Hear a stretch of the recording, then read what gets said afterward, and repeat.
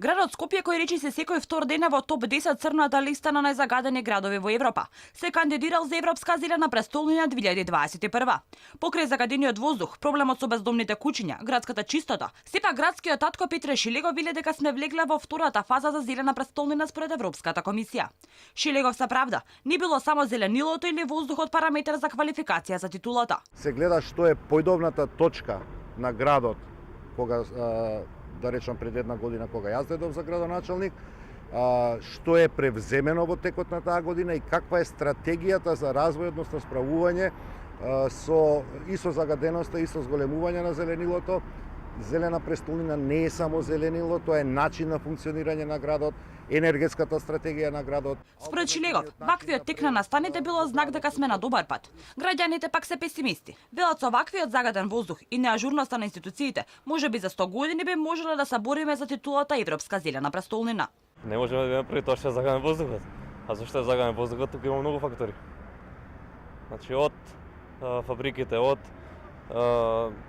колите и другите фактори не може да биде. Мислиш дека град Скопје доволно превзема средства за горивни проблемот? Не мислам. Не мислам дека не е проблем само во град Скопје, туку и во владата. И во Министерството за екологија. Во никој случај треба да поминат години да се смени свеста на тие што се на позиција, да ги менуваат работите и да ги постават како што треба, па тек тогаш може да се размислува. Колку што сум ја информирана и упатена, мислам дека не. За една 100 години може. Со овој загаден воздух апсолутно не може да биде. Сметам дека треба што повеќе мерки да има против загадувањето и тоа прашање не треба да се минимализира, туку треба да се активира и да биде главно прашање во овој град. Надлежните велат дека работат, а сепак делотворни мерки за подобрување на воздухот нема. Велат проблемот не се решавал за еден ден, потребно било време. Сепак на краток рок на повидок не нудат решенија кои би го подобриле амбиенталниот воздух кој секојдневно ги полни болниците. Според Европската агенција за животна средина, повеќе од 3000 лица годишно умираат како резултат на загадениот воздух во Македонија, а тоа е нотирано и во последниот европски извештај за квалитетот на воздухот.